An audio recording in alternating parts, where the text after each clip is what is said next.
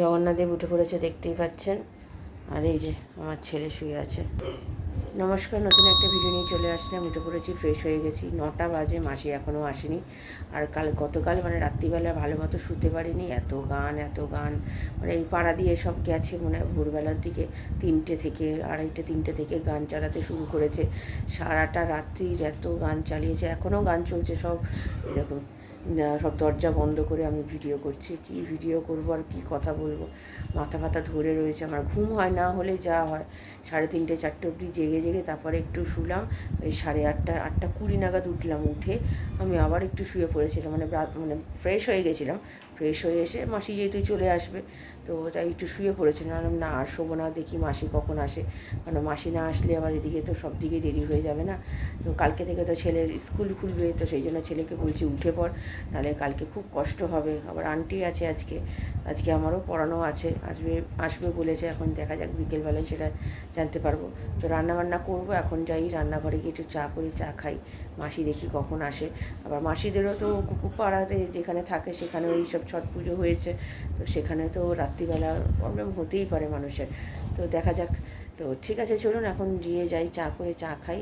আর রান্না বলতে গেলে একটু ফুলকপি আছে, ফুলকপি আলু দিয়ে মাছের ঝোল করব। আর কিছু করব না, মাথাটা না আমার খুব যন্ত্রণা করছে। আর রাত্রির জন্য দেখছি একটা বাটি চচ্চড়ি না হয় বসিয়ে দেবো। তো কী করবো, আর কিছু করার নেই। ঘরে আর এমনি কিছু নেই যে রান্না করব। আর যেগুলো আছে সেগুলো আমার হাজব্যান্ড, আমার ছেলে খাবে না। তো আমি আর রান্না করি বা আমি একা করে কতই বা খাবো আমি। তো ঠিক আছে, চলুন আমি আবার পরে আসছি। রান্নাঘরে চলে গেছি চা করতে। যা গান চালিয়েছে, এমনিতেই তো মাথা ধরে আছে, আর কি বলবো। আদা দিয়ে একটু বেশি করে আজকে আদা দিয়েছি, চিনি দিয়ে দিয়েছি, আর এখানে নতুন করে দুধ জল দিতে বসিয়ে দিয়েছি। মাসি এইমাত্র ঢুকেছে, তো মাসি কাজ করুক।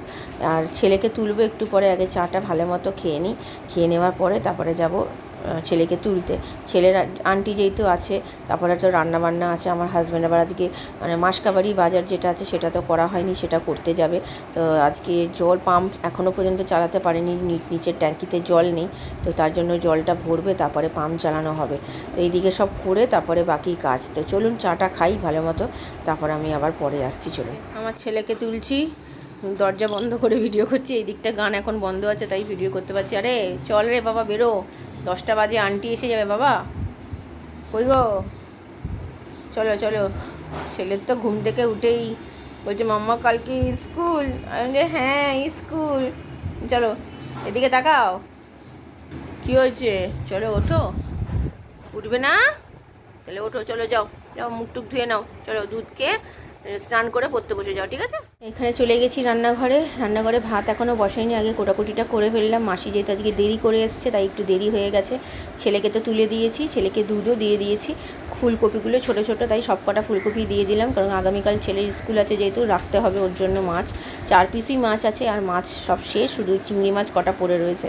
এখানে আলুটা ছাড়িয়ে নিচ্ছি, ওই ফুলকপি আলু দিয়ে ঝোল করবো বলে ফুলকপি আলু ঝোলই করছি শুধু, আর কিছু করছি না আজকে। আর একটু পোস্ত বাটা আছে, সেটা বের করে একটু সামনে নিয়ে নেবো, হয়ে যাবে। আমার হাজব্যান্ড খাবে না বললো। তো এখানে টমেটো কেটে নিলাম, কোটাকুটিটা হয়ে গেলেন, একদিকে শান্তি। আর এদিকে ছেলেকে দুধ দিয়েছি, দেখতেই পেলেন। আর এদিকে সেদ্ধ করতে বসিয়ে দিয়েছি নুন দিয়ে, হয়েও গেছে সেদ্ধ। এখানে ভাতও বসে রান্নাঘরে চলে গেছি। সেই গতকালের যে তেলটা ছিল লুচির, গতকাল রান্না করেছি, কিছুটা ছিল, সেটা নিয়ে আমি পাঁপড়গুলো ভেজে নিলাম। তো তারপরে ওর মধ্যে তেল দিয়ে মাছগুলো ভেজে, 4 পিসই মাছ আছে, ছেলের জন্য রেখে দেবো একটা, আজকে আমরা 3টে খাবো। তারপরে ওই তেলের মধ্যেই ছোটো এলাচ দিয়েছি, দারচিনি দিয়েছি, আর গোটা জিরে ফোড়ন দিয়ে, একটু ছোটো এলাচগুলো একটু বেশি পড়ে গেছে হাতে লেগে। তো যাই হোক, ভালো করে ফোড়নটা পুড়িয়ে নিয়ে তারপরে আলু আর ফুলকপি দিয়েছি। ওটা তো সে একটুখানি ভাপানোই ছিল, ভালো করে নেড়েছিলে, তার মধ্যে টমেটো, নুন, আদা বাটা দিয়ে দিয়েছি, দিয়ে ভালো করে ভেজে নিয়ে তারপরে জল দিয়ে মশলা দিয়েছি, হলুদ গুঁড়ো, লঙ্কার গুঁড়ো, জিরে গুঁড়ো, নুন তো আগেও দিয়েছি, আর মিষ্টি দিয়েছি পরিমাণ মতো। মাছটা দিয়ে ভালো করে কষিয়ে জল দিয়ে ভালো করে নেড়েচেড়ে নামিয়ে ফেলেছি। আর আমার একটু পোস্ত আছে, কাঁচা পোস্ত, সেটা বের করে নেবো দুপুরে। বাজার সব নিয়ে এসছে আজকে, মাস তো পড়েই যাবে, তাই জন্য আজকে সময় ছিল আমার হাজব্যান্ডের, তো তার জন্য নিয়ে এসছে।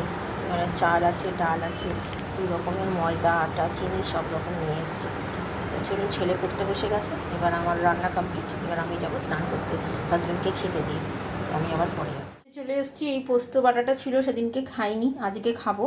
আর পাঁপড় আছে, পাঁপড়টা ছেলে একটু বেশি খাবে যেহেতু, আমি একটু কম নিয়ে নেবো, এটা দিয়ে বেশি খাবো। আর ফুলকপি আলুর তো রসা করেছি, রসা মানে ওই মাছের ঝোল যেটাকে বলে সেটা করেছি।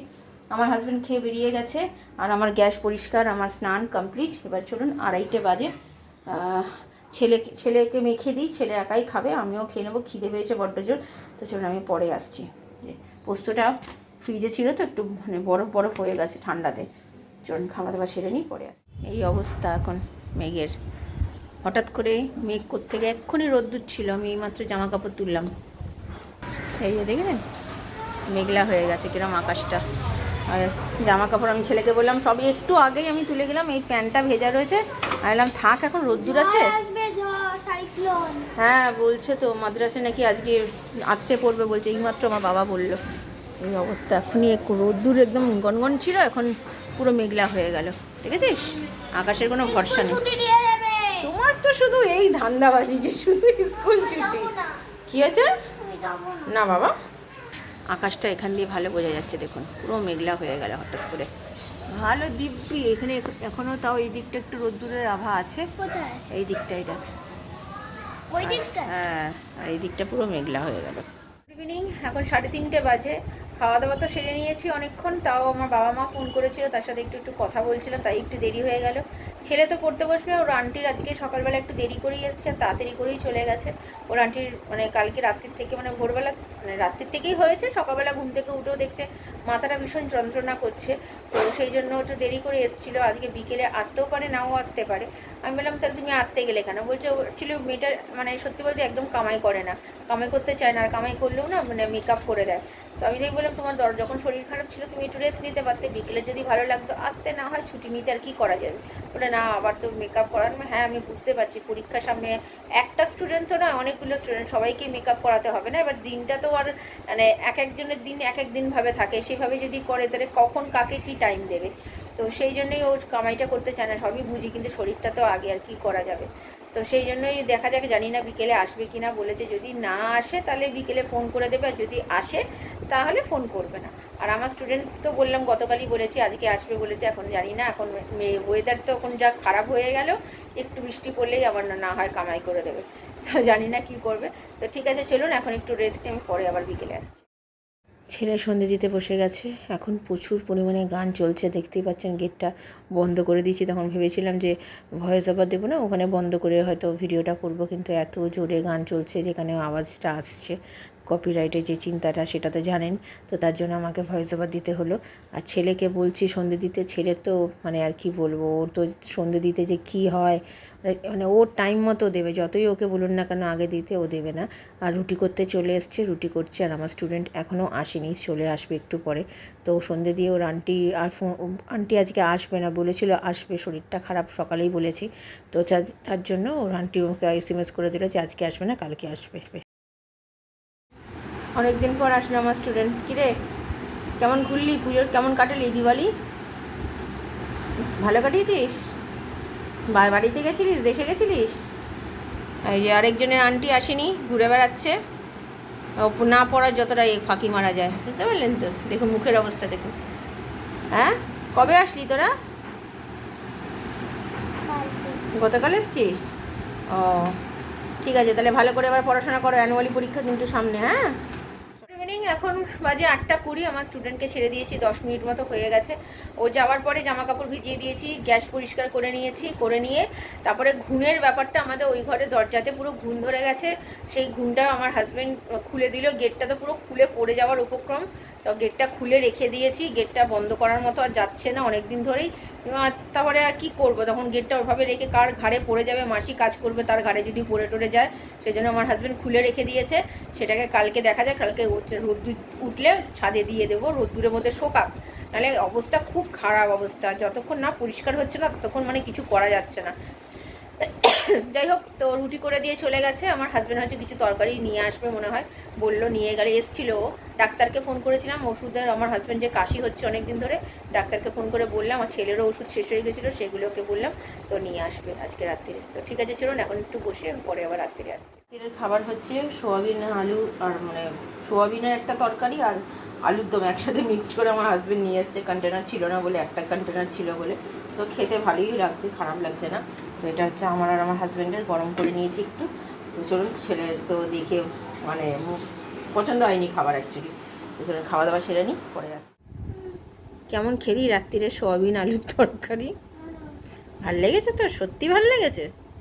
হ্যাঁ, দেখেই তো তোর চোখ দিয়ে জল বেরিয়ে গেছে। হ্যাঁ, রোজ রোজ চিকেন কেউ খায়? হুম, ভাল লাগেনি খাবারটা? ভালোই তো করেছে, আমরা তো ভালোই লেগেছে। তাহলে এরকম মাঝে মধ্যে খাবি তো?